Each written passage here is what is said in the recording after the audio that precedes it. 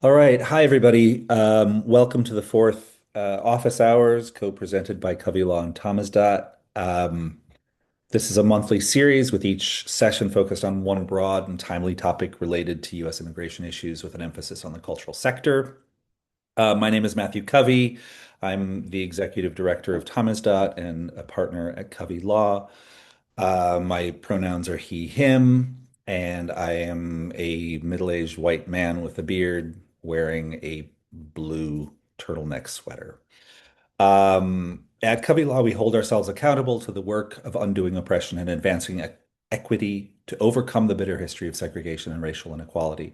As part of this work, we must start by acknowledging that we're broadcasting today from the ancestral and unceded lands of the Lenape people. We pay respect to the Lenape elders, past, present, and future, and the traditional custodians of the land on which we convene today.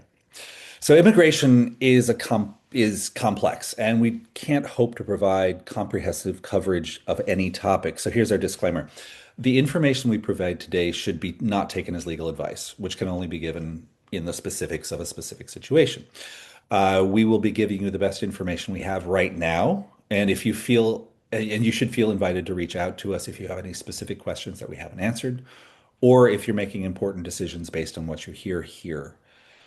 If you're watching on this video after January 21st, 2026, some information could be outdated by the time you hear it. So again, please reach out to us for updates. If you're a Covey Law client, reach out to your attorney or your case manager. If you are not, contact Tamizdat's pro bono hotline, Tamizdat.avail, through the sign up form linked at tamizdat.org/tamizdat.avail. We could talk for hours or days about things the U.S.'s government is doing to discourage foreign nationals from traveling to the U.S. However, today we're going to talk specifically about actions the U.S. government has taken in the last year that restrict or limit travel to the U.S. by specific groups of foreign individuals. There are three primary categories we're going to be talking about. Number one is a number of executive orders that have been issued that ban citizens of certain nations from receiving visas to the US. We're going to talk about how those bans work, who they affect, and what exceptions there are to those bans. Number two, a number of policies have been issued that indicate the US government has paused or put on hold the processing of applications for visas and other immigration benefits for people from certain countries or who were born in certain countries. We're going to talk about how this pause works and who it affects and what exceptions are to this pause. Third, the US government has indicated that it will be scrutinizing visa applicants to assess whether it considers that they may likely use US health benefits or become a public charge if they're in the US. We're going to talk about what we know and what we don't know about who this affects and how it works. Joining me today are three attorneys who are my colleagues at Covey Law and Tamizdat. Liz Moller is Tamizdat's legal fellow and counsel and has been working on issues of artist mobility for 10 years. Claire Benoit and Kimya Zahedi are associates in Covey Law's Performing Arts Group and commit their work to helping international artists and arts professionals with U.S. immigration issues. We're going to start with the first one, and this is a Claire question. Can you please explain the current state of the travel bans, how they work, who they affect, and what exceptions there are to these bans? We've heard a lot about a new ban that just came out next week, so I think a lot of people are wondering who's affected by that, especially. Yeah, thanks, Matthew. We're effectively dealing with three different travel bans, and they're different because they each affect a different group of people. But in terms of how they affect that group, they all work the same way. So I'll go into more detail on each one, but first, Matthew, could you share our graphic? That's it. Thank you.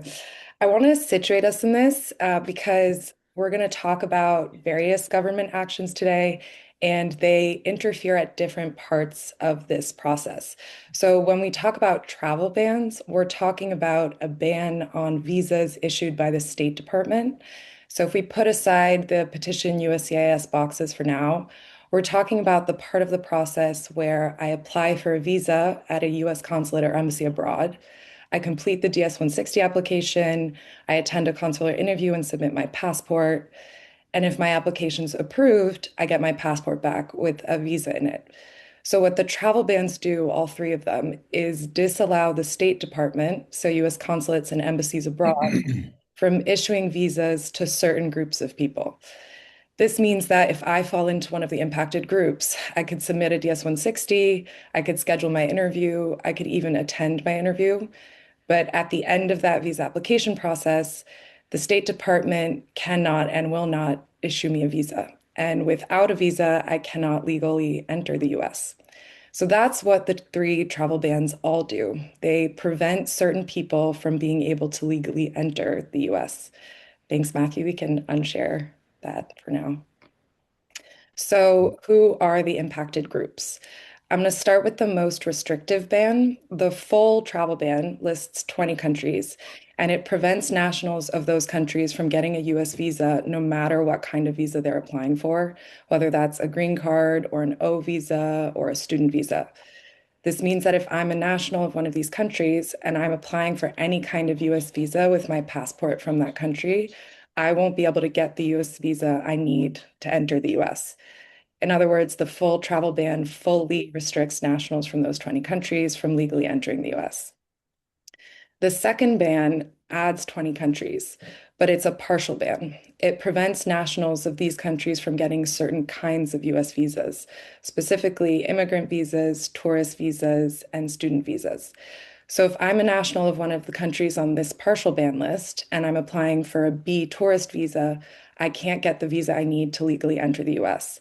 But if I'm applying for an O visa, this particular policy won't affect me. There's a different policy that would, and Kimya will go into that a little later. A third visa restriction was then announced last week, and it's effective today. The government's arguments for this policy are different from the ones it's using for the other travel bans, but it's effectively another partial travel ban. It lists out 75 countries and it prevents nationals of these countries from getting immigrant visas. As of now, it doesn't affect individuals applying for tourist visas, student visas, or temporary work visas. So, in that sense, it's narrower than the other two bans, but it is worth noting that it's part of a policy that's still unfolding and anything could change. It could expand, it could shrink. But as of right now, it's effectively an immigrant visa ban. So, who is impacted by the travel bans? The full ban affects nationals from 20 countries if they're applying for any kind of US visa. The second ban affects nationals from 20 countries if they're applying for immigrant or certain non-immigrant visas. And the third ban affects nationals from 75 countries only if they're applying for immigrant visas. So that's who is affected. There are some people who are not. There are exceptions. First of all, the passport I use matters. So the travel bans only impede visa applications involving a passport issued by a banned country, meaning if I'm a dual national with two passports and one of them is from a banned country, but the other one isn't, I can apply for a US visa with my passport from the non-banned country without being affected by the travel bans. So if I apply for a US visa with a French passport, I'm exempt from the travel bans no matter what other nationalities or passports I have. Second, timing matters, though it's a little unclear how much. The travel bans don't apply to individuals who already had a valid visa on January 1st, 2026, or to individuals who are in the US on January 1st, 2026. This means that someone who already had and already has a valid visa can keep using that visa to travel to the US, even if it's in a passport from a banned country. It might also mean that if someone had a valid visa or was in the US on January 1st, they're considered exempt for future purposes and could apply for a new visa down the line. But whether that will actually be true in practice is very unclear. Third, there's a waiver. Visa applicants can request an exception by showing that their travel would advance a US national interest. For example, showing that a Haitian performer's upcoming US work is being hosted by an organization that gets federal funding, and that taxpayer dollars would be wasted if the show can't go on. During the first Trump administration, we were successful in getting a number of these national interest waivers with that kind of showing. And we can take hints from that time about what might work this time around, but they're only hints. And we don't know yet how sparingly the government's going to be in granting these waivers. There's another important group that's not affected by the travel bans, and that's people who don't need a visa. Um, Matthew, if you could pull our image back up for a moment. So turning back to this graphic, someone already in the US with status, even if their status is expiring, doesn't necessarily need to leave the country. They can apply to extend their status or change their non-immigrant status or adjust their status and get a green card from within the US without having to go through the consular process. And if their petition's approved, they can just stay. They won't need to apply for a visa until they leave the US and want to re-enter. For example, if my passport is from one of the 75 countries on the third bans list, but I'm already in the US, I can apply for a green card from within the US without having to deal with that immigrant visa ban. Or at least I won't have to deal with it until I leave the country. The travel bans themselves don't prevent people already in the US from extending or changing their status or from getting a green card, no matter what country they're from. There is another policy that does, and Kimya will go into that one.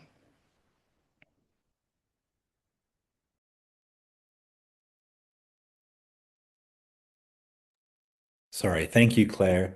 That's really, really helpful. It's super confusing, but you brought a lot of clarity to it. I want to say if people are confused or have questions, please feel free to put them into the Q&A chat.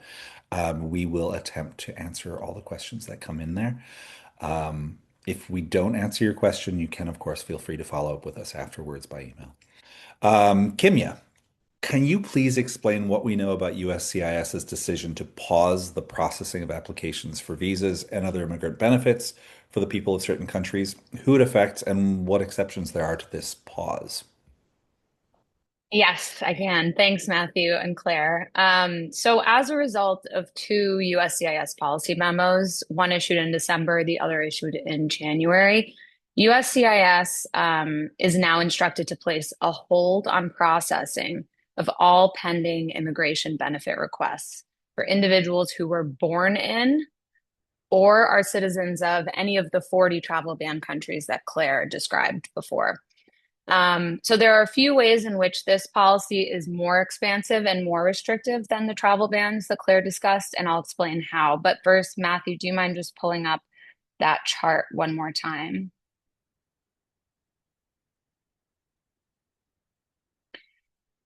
Okay. My cursor actually doesn't work on there, unfortunately. But Matthew, if you can quickly point to the State Department square. Okay. So the travel ban affects this portion of the process here. So the visa application process when one is already outside of the US or has left the US and now needs a new visa stamp in their passport. The policy I am discussing affects, Matthew, if you can move to the USCIS portion, this part of the process, which is the filing of the petition or a request, and the absolute first step in pursuing a visa or any other immigration benefit. So the hold means that petitions or requests filed with USCIS on behalf of individuals, again, born in or citizens of any of the 40 countries on the travel ban list, will not receive a final decision. For example, an approval, denial, dismissal, as long as this policy remains in effect. So essentially, that petition will be in an indefinite hold. And this processing hold applies to all immigration benefit types, not just immigrant visas. So that includes employment-based petitions, adjustments of status, work authorization, family-based petitions, and many, many more types of requests. So who does this affect? This policy is much more expansive and restrictive, unfortunately, than the travel bans that Claire discussed. And they're new and confusing, which is why we're going over them today. They haven't been really addressed, I think, responsibly. Well, I won't say responsibly, but adequately in the press. So it's important that people understand what's going on with these. A major difference between this policy and the travel ban is that it includes not just citizens of the 40 travel ban countries, but individuals born in those countries. So that means a person born in Iran, but who left when they were 2 months old, is now a UK citizen and only holds a UK passport, is restricted by this policy now. Furthermore, under the bans that Claire discussed, visa holders already within the US could have applied to extend their status or change their status or adjust their status from within the US without having to interview at a US consulate or embassy abroad. So an Iranian who was already here on an O1 could have applied for a new O1 from within the United States. And as long as they didn't leave the country, they wouldn't have been affected by the travel ban. In other words, as long as they didn't require a new visa stamp, they would have been okay. Now, as long as this new policy is in effect, that Iranian O1 holder will no longer be able to receive an approval on a new O1 petition, even from within the US. So if that person's O1 expires while this policy is in place, there will be no immigration options available to them. I'll go over some exceptions later, but that's the policy. To sum it up, if you're a person born in or a citizen of any of the 40 travel ban countries who had a pending USCIS request when this policy was issued, or has since filed a request with USCIS since the policy was issued, this affects you. Similarly, if you are a person born in or citizen of any of the 40 travel ban countries who would like to or plans to submit a USCIS request, this policy affects you. So now I'll talk about who this doesn't affect. So dual nationals of a travel ban country and a country not on the travel ban list, for example, an Iranian UK dual national who already has an approved USCIS petition. Matthew, do you mind just pulling up that chart one more time? So someone who has passed the first box, they have an approved USCIS petition, whether they are in the US or outside of the US, this does not affect them because their petition was approved prior to the hold. They can apply for their visa and interview using their non-travel ban country passport. So the British Iranian can use their UK passport to apply for their visa stamp at the US Embassy in London. Another category this does not affect, similarly, individuals born in a travel ban country but who are now single nationals of a non-travel ban country. An individual born in Iran who now only has UK citizenship, who already has an approved USCIS petition. Again, they're past that first box, they have the petition, and who is scheduling or is already scheduled to interview at a US consulate or embassy abroad. Because their petition request was approved prior to the hold, they can apply for their visa or interview using their passport from the non-travel ban country. Also, individuals applying for B, tourist, or visitor visas using their dual nationals applying for tourist or visitor or business visas using their non-travel ban passport. The policy lays out some exceptions. Admittedly, they are very limited, but they're important. People applying to replace their green cards. This one is a little wild, but foreign athletes and member of an athletic team or their immediate relatives who are participating in the World Cup, Olympics, or other major sporting events. And the last one is benefit requests filed by foreign nationals whose entry would serve the U.S. national interest. So this exception leaves some room for lawyers to do some creative lawyering and present arguments to the government for why certain foreign nationals either remaining in the US or obtaining a visa would serve the national interest. And I think we're going to see a lot of attorneys coming up with some really interesting ways to try to use this exception in coming months. Thank you, Kimya. That's a lot. And not enormously hopeful in a lot of ways. It's the shift from the travel bans, which are horrific, but we're used to it, to this pause is so significant. And I agree that it's sort of surprising that a shift this major hasn't really received an enormous amount of press coverage. Um, are there any other aspects of the policy that you think that we should mention here? I hate to say it, but there are. Beyond the hold on immigration benefits that I described, another element of the policy directs USCIS to conduct comprehensive re-review of already approved immigration benefit requests. That's any immigration benefit request that was approved on or after January 20th of 2021. So that's for foreign nationals who were born in, again, or are citizens of any of the 40 travel ban countries. So this means people who have approved petitions and or existing visa stamps may be re-reviewed at the petition stage, so all the way back to the beginning of that chart, or at the and or actually at the visa interview stage. So people may have to submit more evidence for a petition that's already been approved or re-interview for a visa they already hold. We're really not sure at this point how this part of the policy is going to be carried out. What we do know is that the policy says that within 90 days or 3 months of issuance of the December policy, USCIS will prioritize a list for review, interview, and re-interview and referral to ICE. So I think we'll hear more about how that's going to be executed soon. And then the last and very important, hugely impactful element of this policy, which I absolutely hate to share, is that it pauses the processing of asylum and withholding of removal applications, regardless of a foreign national's place of birth or nationality. So that one, yeah, I hate to leave it on that. And I just want to say I am an Iranian American, and these policies affect people in massive, massive ways. And I am so sorry to have to kind of talk about this in a very direct and insensitive way. But yeah, I just, if anyone is on the Zoom and it affects their life and their loved ones, I'm so sorry.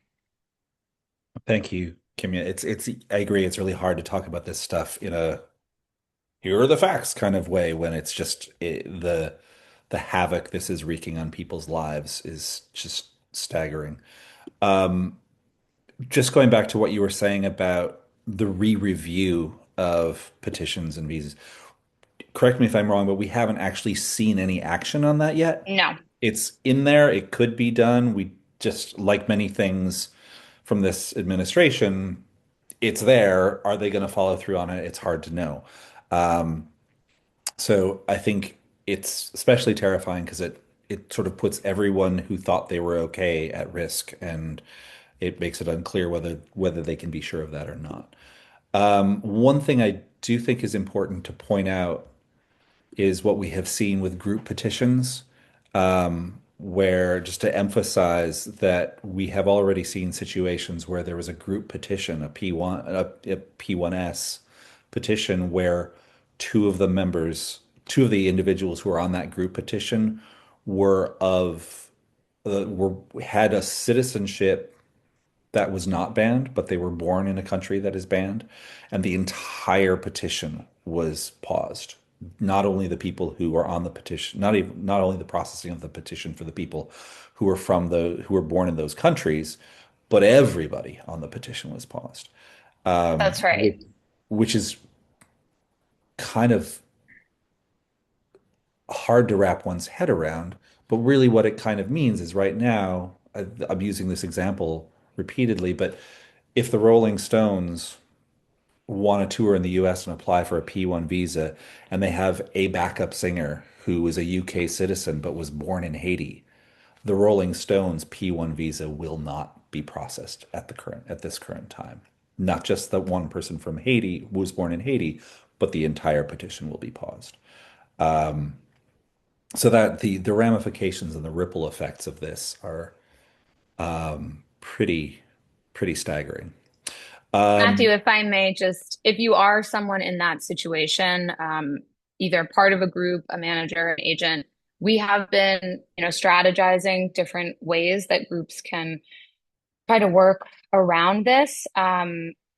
Unfortunately, most of them involved not having that individual on the petition, but we don't let that discourage you from pursuing the visa. We can try to come up with some, creative ways to deal with this. Right. So moving right along, uh, I guess the last piece of this is a piece of news that came out a couple, I guess a month, a little bit over a month ago, which has to do with this public charge. And while this feels like it's part of the same thing, it's actually a very different piece of law that's coming out. Um, about a month ago, there was a lot of media about the U.S. scrutinizing visa applicants to winnow out effectively unhealthy people. Um, we got a lot of emails from clients saying, "Hey, I've been coming in out of the US for years and I have diabetes. Does this mean I can't come to the US anymore?" Um, the what is this all about and how does the scrutiny work and who's affected and who isn't? Liz, this is your lovely topic to talk about. Mhm. Thank you, Matthew. Um, so this is part of the Trump administration's broader attempt to retool an anachronistic law called the Public Charge Rule, which is a project they started on during the first Trump administration around an alleged concern that visa applicants in the US might try to use US health benefits and other government benefits and become a public charge. So now again, the US government is making veiled references to the public charge law, which is in the US Immigration and Nationality Act, as its legal justification for various policies it's making, policies that actually don't have the force of US law uh, in many cases. The only formal proper attempt at remaking the public charge rule that we've seen from the government so far is in an announcement in the US Federal Register, which gives the US public an opportunity to comment on the proposed new rule. So we did that. Tamizdat, with a couple of other arts organizations, submitted its public comment objecting to this latest Trump administration version of the public charge rule. And we did that in December. And I'm happy to send that to anybody who's interested. You can just email me and I'll send you the link for that. The government hasn't finalized this new public charge rule that it's proposed, but if and when it does try to put a punitive new public charge regulation back into written policy versus what it's done so far, which is just hint at it as a way to justify other policies, there will certainly be legal challenges, as there were during the first Trump administration. Um, and if the first Trump administration's attempt to remake the public or to retool it to make it more punitive is any example, any new Trump administration public charge policies will likely go beyond what is permitted under the actual public charge law that's in the Immigration and Nationality Act. Also, arguably, denying visas to sick people is in violation of various US laws protecting people with disabilities, and those laws can apply to US consulates abroad. So stay current with this. Feel free to email me with any public charge questions, or if you'd like the link to our public comment, what we said about it in the Federal Register. But hopefully this is somewhat reassuring. Know that if you're taking a trip to visit family in the US, or you're going to Disneyland or to a US national park, or applying for a non-immigrant visa, in almost all cases, this public charge rule and issues of your health should not be a problem. Right. Thank you. Thank you, Liz. That's, I think, in the sort of avalanche of bad news coming out of Washington, it's hard to separate out like what's already happened and what hasn't happened. And it's important to know that in this case, this hasn't really happened yet. It has not happened yet. No. And it's daunting to think that it might, but it's important to know that this hasn't. And And while we have no crystal ball, it does seem like if something of this magnitude is instated, we're going to see a little bit of warning out about it before it happens. Yes.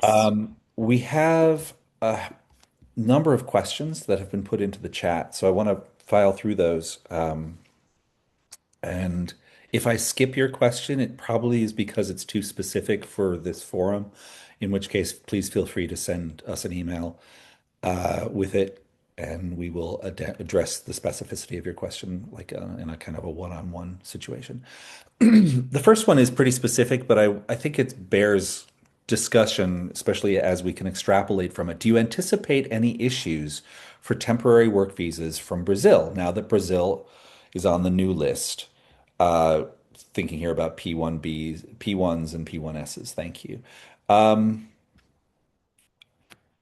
What we're trying to speculate here about is whether the expanded list, the 75 list, which applies uh, to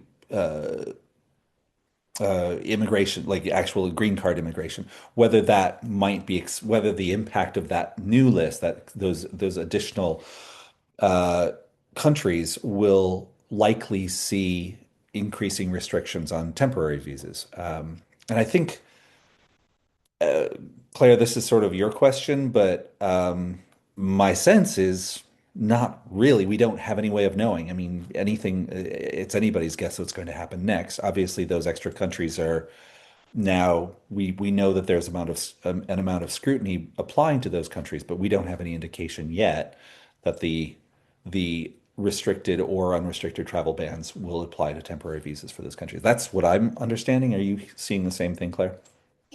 Yeah, I think that's right. So one thing to note is that the processing hold that Kimya was talking about and the travel ban countries that that hold applies to are the 40 countries on that first and second ban I talked about. This third travel ban, which we're talking about as a travel ban because that same sort of visa issuance ban way of working applies, that list is not imported into the USCIS hold Kimya talked about. So for someone who's from a country on that 75 country list, but isn't on one of the first or second bans lists, um, we don't know at this point whether it's going to apply to other visa types. And the USCIS pause doesn't apply to them at this point. So, as Matthew said, for this particular scenario, someone applying for a non-immigrant visa from Brazil, um, at this point, you wouldn't be impacted, and it's hard for us to know whether you will be in the future. Thank you, Claire. There's a question here. Does the Rolling Stones scenario apply to an O2 petition that was filed after January 1st? We have a Haitian-born and Cuban-born musicians on this petition, all of which have passports from EU countries. So yeah, it would apply to that. There may be some reasons that there'll be an exception, but Kimia, my understanding is that this is exactly the kind of unexpected problems that the pause is creating. Yeah, assuming that the January 1st is January 1st of 2026, then yes, unfortunately, it would be affected by the hold. So what's likely to happen in this case is it's likely that even if you pay the premium processing fee, you just simply won't see a response from that for that petition. It's just going to sit there. It We might, sorry. No, go ahead. It might receive a request for evidence. So the hold on adjudication is a hold on the final decision. So the petition might process, you might receive a request for evidence. You could respond to the request for evidence. It could potentially be asking for information regarding the issues of the hold, security questions, but you wouldn't receive a final decision as long as this hold is in place. And two things that we haven't had a chance to test yet, but will be testing is if you get a request for evidence in a situation like this, and in responding, proactively say, can we please remove in this case, the Haitian-born and Cuban-born musicians from the petition, or indeed potentially replace them with other musicians? Would that lift the hold? Would they entertain the idea of striking certain beneficiaries in order to get the rest of the petition processed? We plan to test that if it's necessary, if the situation arises, but we haven't seen that work yet. The other thing that I think is important to note here is, again, things that we haven't really tested yet, is what happens with the premium processing fee. If you pay a premium processing fee on, if you've paid a premium processing fee on a petition that is being held by this pause, is it possible to get that premium processing fee refunded when they don't meet the 15 workday deadline? And we don't know that yet. We will be testing it shortly with a case that was paused, but we don't know if that's going to work or not. I mean, it should, but we don't know yet.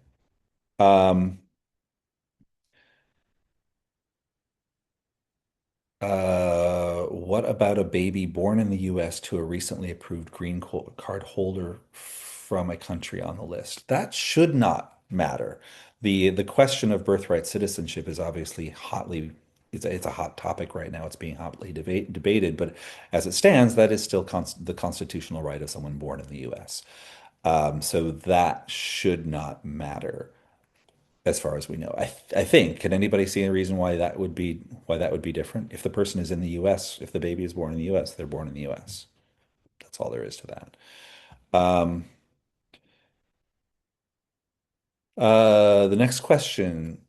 Thanks for this webinar. Kimya mentioned the pause affecting 40 countries instead of the new 75. Can you please confirm if the pause is only for the 40 or also for the 75? Kimya, you want to answer that? It is only for the 40, not the 75. Yes. So it's the 40 countries from the first and second travel bans, not the third one that's related to public charge. That's 75 countries. This is a advocacy question. What are the current legal challenges to these rules, and when are the expected decisions? There's a lot of different challenges coming from a lot of different angles on these. So, whether we're talking about the public charge or whether we're talking about the public charge, there aren't legal challenges yet because it's not being enacted. But in terms of the travel bans and the pause, all of this is being teed up right now. What's going to work and what's not going to work is anybody's guess, and I think the time frame on it is also pretty mysterious. Though I do expect we will see some sort of action fairly quickly on the pause.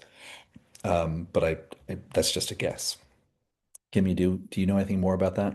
Yeah, there is a group of 200 people have already filed a lawsuit in Massachusetts in federal court challenging the US holds that I was describing. That case is Doe v. Trump. If there's somewhere for us to put um, in a chat or something, Matthew, I can paste the name of the suit. But that is already in effect. We are following it closely. It's still early days. Yeah, there's not much to report yet.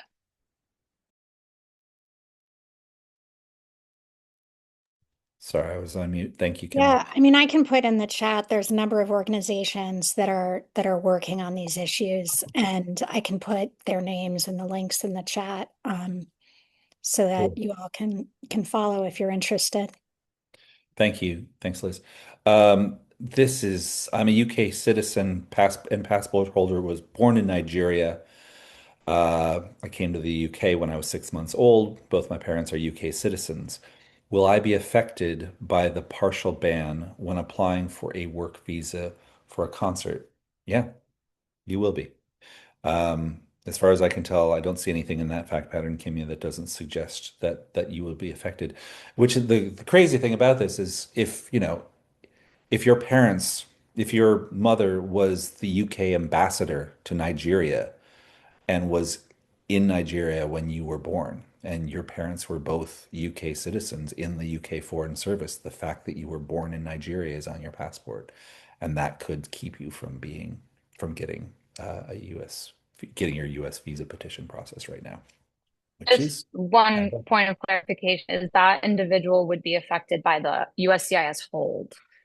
So the right. partial ban is a different thing, but the USCIS hold is what affects people born in or citizens of the 40 travel ban Right. countries.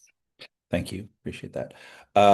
Where does one find the list of travel ban countries? Ah, that's an easy one. An easy question, finally. If you go to Tamizdat's website, there is a scroll of mobility updates.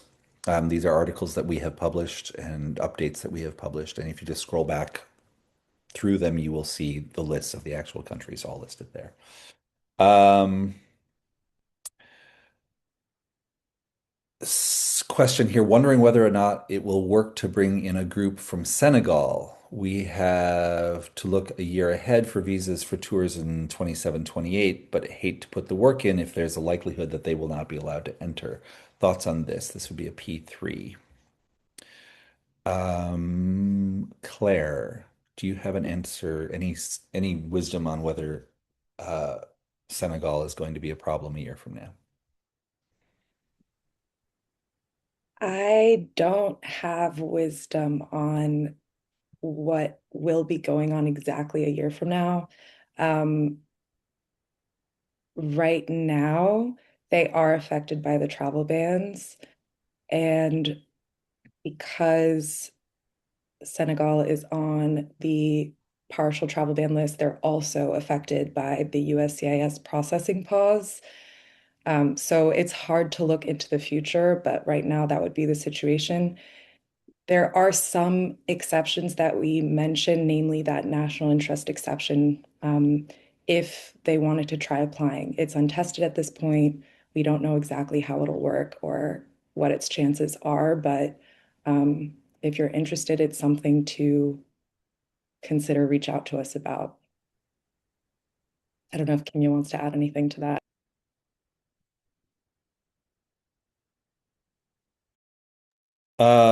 There's a bunch of emails, there's a bunch of chat questions coming into the chat that are talking about specific countries.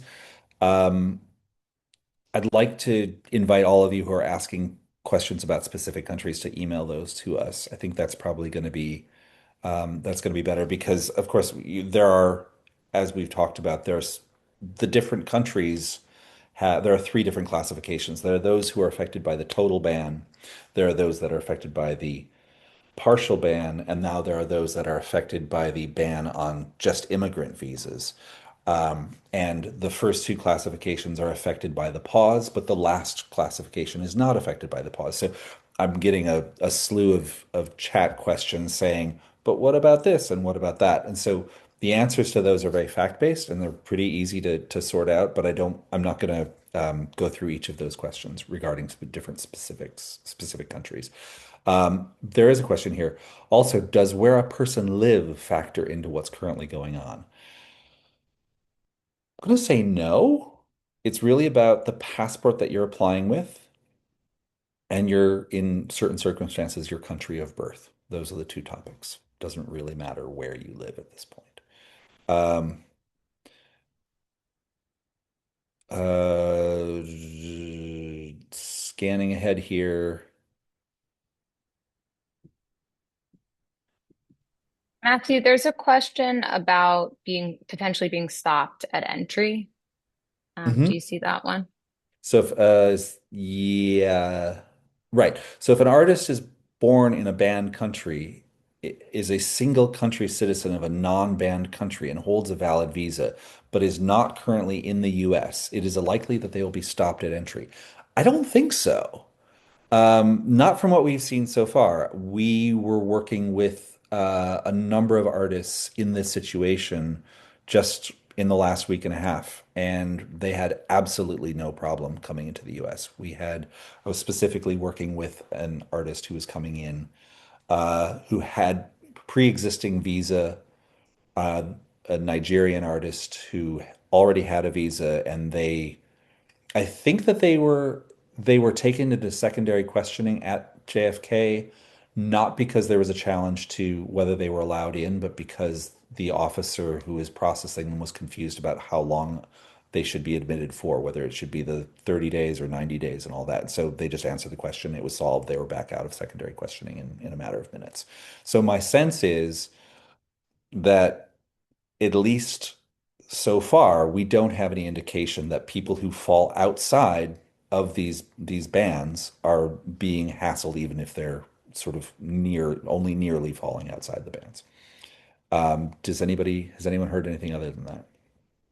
Well, I'll just say the question asks whether it's likely, and I think Matthew is right. It's not likely, but it's very possible. The countries that are on this 40 country ban list are already countries that are often highly scrutinized in, the various parts of this process.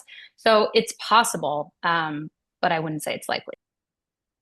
There's another question here. Would this hold, and this is the hold that Kimmy is talking about, be in effect for a premium case submitted during December 2025 with 8 of 10 group members born in the banned countries? Well, yeah, it would be if it was not approved before the hold happened. So chances are, if you've got a premium processing case that was submitted in December and you haven't seen anything, that's the reason you haven't seen anything. The 15 working days have already passed, and if nothing's moving, it's because of the 8 of 10 group members who are born in banned countries. Um, Trying to keep ahead of here. If you folks are looking at the questions as well, I'm sort of digging through them. If a P1S is now on pause due to the Rolling Stones example, can the company send in a new P1S petition removing the? Yeah, you can if you want to spend all that money again and refile, and probably withdraw the one that you had. You can file. You can send a letter to USCIS requesting the withdrawal of the first one and submitting a new one. Of course, you're not going to get it. They're not going to cut you a deal on that. If a dual citizen is born in one of the banned countries with a passport from a non-banned country, uh, is applying to visit the US through ESTA, will that be affected? No, that will not be affected. Because the pause is on USCIS processing of benefits, and ESTA is not managed by USCIS. That's right, isn't it? I'm looking at my colleagues saying, make sure I did that right, right? Okay, good. Will a Nigerian born UK citizen be able to travel to the US on B or ESTA? ESTA, yes. B visa as well. Yes. In that situation, they should be able to. Um, the next one is Just, fairly. I will say, using their UK passport. Right. Um, how are we doing on time? We have a little bit of time yet. If you folks, if Claire, Liz, and Kimya are scoping through the questions here, if you pull out any that seem important, um, there's one here which is great. Will you follow up seminars as the rules become more clear? How can we follow updates? Um, Tamizdat and CoveyLaw both have mailing lists which receive largely the same information. We generally cross post to both mailing lists. So just make sure you're on one or the other of those mailing lists. Also, keep that also informs you about future sessions like this, which will be sort of live updates. But also, you can always check on Tamizdat's website for mobility updates, where whatever the most current information is about what we are seeing in the field is discussed there. Um, are you able to share a chart showing the chart shown during the meeting with participants, along with the outcome of the return of the premium processes once you find out? Yeah, we will post that information to our mobility updates. As far as the how to share this, the thing about that post, that information, that chart, is we can certainly share it. Send us an email it back to you. But really, again, for the normal processing information, the website, the crucial best website possible is the Artists from Abroad. www.artistsfromabroad.org is the definitive source of information on how this whole process works. There is information about the bans, but mostly if you're looking to figure out like how does applying in the US differ from applying when you're outside the US, all that information is on the Artists from Abroad website, and that's probably the best place to find it. Um, Question here, can you send out a one sheet on these three categories with the list of banned countries and how they're being affected based on what we know today? Yeah, that we kind of have. If you look back, there's two different announcements that are on our website that go into those details. Um, that's